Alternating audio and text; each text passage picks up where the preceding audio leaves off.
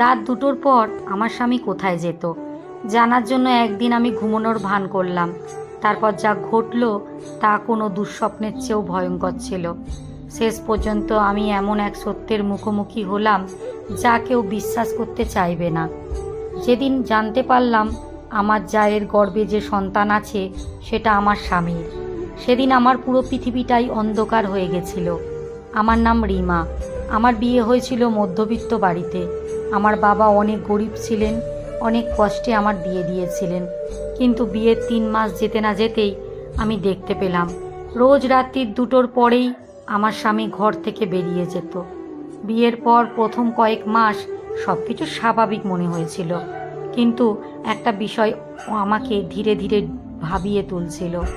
প্রতিদিন রাতে আমি ঘুমিয়ে পড়ার পর ভোরের দিকে ঘুম ভাঙলে দেখতাম আমার স্বামী বিছানায় নেই।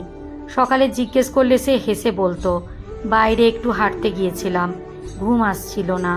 প্রথমে বিশ্বাস করেছিলাম, কিন্তু একই ঘটনা যখন প্রায় প্রতিদিন ঘটতে লাগলো তখন আমার মনে সন্দেহ জাগলো।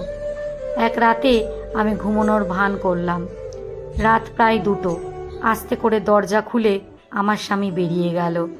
আমি কিছুটা দূর থেকে তাকে অনুসরণ করলাম। অন্ধকার করিডোর পেরিয়ে সে গিয়ে থামলো আমার জায়ের ঘরের সামনে।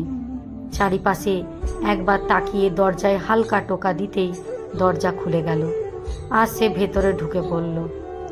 আমার বুক কেঁপে উঠল। আমি কোনো দৃশ্য দেখিনি, কোনো সিদ্ধান্তও পৌঁছাইনি, শুধু যা দেখেছি সেটাই মনে গেঁথে গেল। সেদিন কাউকে কিছু বলিনি, কিন্তু এরপর থেকে বিষয়টা বুঝতে চেষ্টা করতে লাগলাম। কয়েক মাস পর বাড়িতে খবর ছড়িয়ে পড়ল আমার যা মা হতে চলেছে। সবাই খুব খুশি।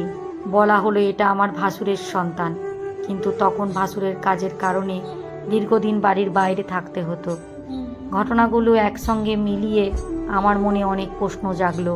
আমি কাউকে অভিযুক্ত করিনি, বরং পরিবারের বড়দের বললাম, আমার কিছু প্রশ্ন আছে, সত্যিটা জানা দরকার। তারপর শুরু হলো সত্য খোঁজার চেষ্টা। শেষ পর্যন্ত এমন কিছু তথ্য সামনে এলো যা পুরো পরিবারকে নীরব করে দিল। বহুদিনের গোপন সম্পর্ক, লুকিয়ে রাখা মিথ্যে আর একের পর এক প্রতারণার জাল ভেঙে পড়তে লাগলো। যে সত্য একদিন চাপা ছিল তা আর লুকিয়ে রাখা গেল না। আমি বুঝে গেলাম যে সম্পর্কে বিশ্বাস নেই সেখানে জোর করে টিকে থাকা মানে নিজের জীবনকে কষ্টের মধ্যে ফেলে দেওয়া। আমি শান্তভাবে সেই সংসার ছেড়ে বেরিয়ে এলাম। নতুন করে নিজের জীবন শুরু করলাম, কারণ মিথ্যের ওপর দাঁড়ানো সম্পর্ক কখনো সুখের হতে পারে না।